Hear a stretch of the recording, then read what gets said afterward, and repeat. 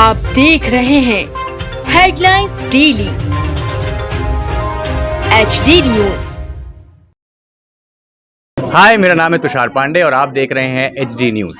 हाय, मैं हूं दीपिका सिंह और आप देख रहे हैं HD न्यूज। हाय, मैं हूं बिंदु दारा सिंह और आप देख रहे हैं HD न्यूज। जमीनों के भाव बढ़ते ही धोखाधड़ी के मामले भी बढ़ने लगे हैं। सीधे व निर्दोष किसान आसानी से धोखाधड़ी का शिकार हो रहे हैं। ऐसा एक मामला मध्य प्रदेश की आर्थिक राजधानी इंदौर के बेटमा थाना क्षेत्र में देपालपुर तहसील के किसानों के साथ जमीन की धोखाधड़ी का मामला सामने आया है। हालांकि किसानों ने पुलिस और प्रशासन की शरण भी ली, लेकिन पूरे मामले में अब तक कोई कार्रवाई नहीं हो पाई, जिसके पीछे प्रशासन ने अपने तर्क हैं। दरअसल इंदौर के विकासखंड देपालपुर तहसील राव जिला इंदौर में खेतीहर किसान रामेश्वर पिता गोपाल पटेल, मूलचंद पिता गोपाल पटेल, मनोज पिता रामेश्वर पटेल निवासी ग्राम धन्नड़ की स्वामित्व एवं आधिपत्य की कृषि भूमि का सौदा साल 2020 में 2.25 करोड़ रुपए में उमाशंकर दुबे एवं प्रदीप कुमार दुबे निवासी विदिशा से किया गया था। जमीन हस्तांतरण के दौरान विदिशा के दुबे बंधु भुगतान समय पर नहीं कर पाए और उन्होंने किसानों की जमीन इंदौर के जमीन के जादूगर जितेंद्र सेन को बेच दी। इधर जितेंद्र सेन ने शातिर तरीके से किसानों की जमीन के एवज में रुपयों का भुगतान तो कर दिया, लेकिन उसके द्वारा विक्रय अनुबंध के नाम पर किसानों के खाते खुलवा दिए गए और उनसे चेक लेकर दोबारा भुगतान की गई राशि निकाल ली गई। इधर अब किसान इस मामले को लेकर दर दर की ठोकरें खा रहे हैं। किसानों की माने तो जितेंद्र सेन गुंडा है और उसने ऑर्बिट मॉल स्थित दफ्तर पर बुलवाकर कई बार जान से मारने की धमकी भी दी। इतना ही नहीं, किसानों ने चेतावनी भी दी है कि यदि उनके साथ इंसाफ नहीं हुआ तो वे अपनी जान दे देंगे। मंगलवार को किसान अपर कलेक्टर अभय बेड़ेकर से मिले और उन्हें अपनी व्यथा बताई। हालांकि अपर कलेक्टर ने मामले में उचित कार्रवाई का आश्वासन तो दे दिया, लेकिन उनका ये भी मानना है कि इस मामले में खरीदने वाले पर आरोप सिद्ध करना मुश्किल है। उन्होंने बताया कि किसानों के पास पुख्ता कागजी सबूत नहीं और उन्हें भुगतान भी किया गया था, लेकिन किसानों के चेक लेकर रुपया वापस निकालने को लेकर भी कोई पुख्ता कार्रवाई नहीं बनती है। उन्होंने बताया कि यदि किसानों को धमकी मिल रही है तो वे पुलिस में जाकर इस मामले की शिकायत कर सकते हैं। अब किसान इस मामले में बेटमा थाना पहुंचकर पुनः FIR दर्ज कराएंगे।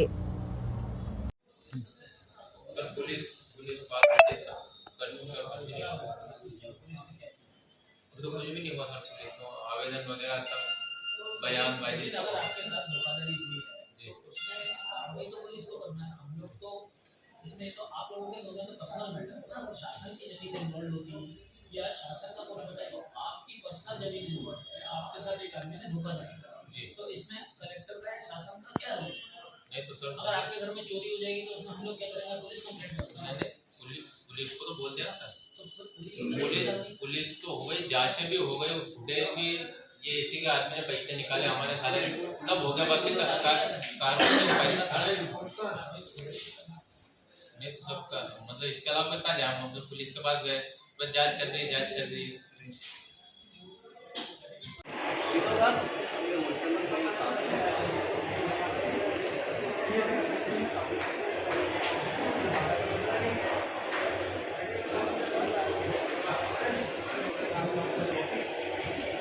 एक प्रकरण था जिसमें कोई रामेश्वर पटेल और उनके साथ के 8-9 किसान आए थे, बुजुर्ग लोग थे।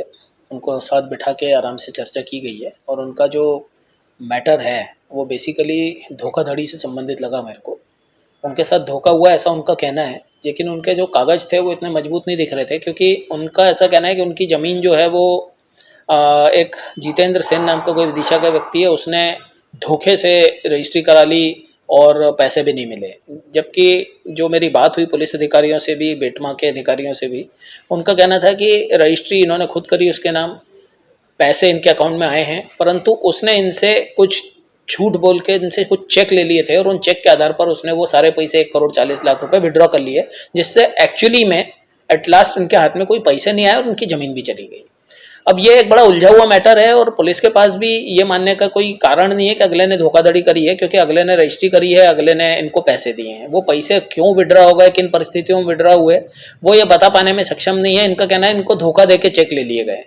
तो इसमें तो ये जांच का मैटर है, पुलिस इसमें जांच कर रही है और मैंने उनको ये भी बताया है कि ट्रायल कोर्ट में अगर जांच होगी तो ज़्यादा अच्छे से हो पाएगी, तो ट्रायल कोर्ट से जांच करा, क्योंकि धोखाधड़ी का मैटर है, इसमें ये दो पार्टीज का बीच का मैटर है, तो गवर्नमेंट का मैटर तो नहीं बनता है, परंतु इनके साथ अगर धोखा हुआ है और कोई आदमी इनको धमका रहा है जैसा कि वो बता रहे थे, तो उसमें पुलिस और मजिस्ट्रेसी मिलकर इसमें कार्रवाई हम करेंगे। परंतु पहले ये प्रमाणित हो कि इनके साथ धोखा हुआ है, क्योंकि धोखाधड़ी में सबसे इंपॉर्टेंट होता है कि इंटेंशन प्रूफ होना चाहिए कि अगले के साथ धोखा हुआ और धोखा करने की नीयत से धोखा किया गया। तो उसमें जांच चल रही है और अगर ऐसा कुछ बनेगा तो पुलिस और हम मिलकर उसमें निश्चित रूप से कार्रवाई करेंगे, बुजुर्ग लोगों को उसमें मदद की जाएगी। सर, मामले में अभी तक एफआईआर दर्ज नहीं है? एफआईआर दर्ज, मैंने जैसा अभी फिर से कहा कि एफआईआर दर्ज करना पुलिस का काम है, और जब मैंने एसपी ग्रामीण से जब बात की तो उनका कहना था कि इसमें कोई भी ऐसा तथ्य समक्ष में नहीं आया है जिसमें यह साबित हो सके कि एफआईआर करने का मैटर है, क्योंकि किसी के कहने से तो एफआईआर नहीं दर्ज हो जाएगी। एफआईआर दर्ज करने के लिए कारण होने चाहिए, तो उनको कारण पर्याप्त नहीं लगे होंगे। सर, जो सेन है इसका क्या होता है, उसको बैकग्राउंड कैसा है सर? जो मुझे बताया गया एसपी साहब द्वारा कि सेन गुंडे टाइप का आदमी है और उसका बैकग्राउंड ठीक नहीं है। सर, ये धमकी भी मिल रही है?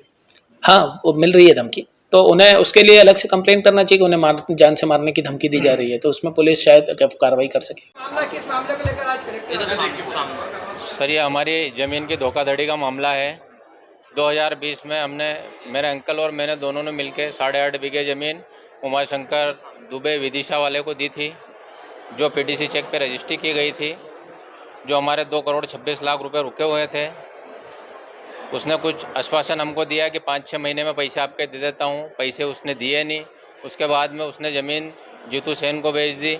आरबिड माल में इसका ऑफिस है 253 में। उसके बाद जीतू सेन हमसे आके मिला, बोले भैया आपके जो पैसे हैं पुराने पैसे मैं आपको दे दूँगा। वो हमको 7-8 महीने तक झुलाते रहे, आज दे देता हूँ, कल दे देता हूँ, पैसे दिए नहीं। उसके बाद एक दिन उसने उसके ऑफिस विजयनगर आरबिड माल में मेरे पिताजी अंकल मेरे को बुलाया। वहाँ पे उसने बोला कि आप आपके अकाउंट खुलवा लीजिए, आपके अकाउंट में मैं एंट्री घुमा के पैसे दे देता हूँ आपके। उसके बाद में उसने हमारे पड़ोस में 2.5 बीघे ज़मीन हरिराम जी मोगिया की ली है। उसमें हमारे अंकल की 8 आरे ज़मीन निकली है, 15 आरे मेरे पिताजी के नाम से निकली है, जो उसने बोला कि आपके काम के नहीं, गड्ढे की ज़मीन है। तो 8 आरे की अंकल के ज़मीन का सौदा था और हमारी भी 8 आरे की, जो अंकल की उसने 8.5 से 9 बीघे की रजिस्ट्री करवा ली 8 आरे की जगह, और 3 लोगों के साथ हुई है। और मेरे अभी तो यहाँ से कुछ भी आश्वासन नहीं मिला, बोले थाने पे जाओ, थाने पे से ही जो भी होगा होगा। बाकी थाने पे हम जा चुके हैं, थाने से कोई कार्रवाई हो नहीं पा रही है। उसमें हमारे फुटेज जो हमने वहाँ पे जांच की, पंकज जी ओझा ने जांच की है।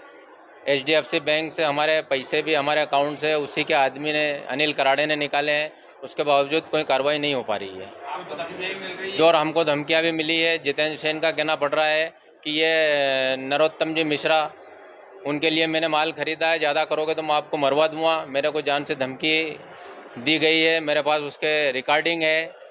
उसके बावजूद भी साहब नए आदमी हमारे खेत पे आते हैं, गाली गलौज करते हैं। माता बहनें हमारे खेत पे रहती है, उनको थाने में जो है अभी तक आपकी एफआईआर उसको लेकर क्या कहना चाहेंगे? जी साहब, हम न्याय चाहते हैं। हमको बेटमा थाने से आश्वासन दिया जा रहा है कि आपकी जांच चल रही है, बाकी कुछ हो नहीं पा रहा है। या तो हमको जहर खा के मरना पड़ेगा, इसके अलावा कोई भी रास्ता नहीं है हमारे पास।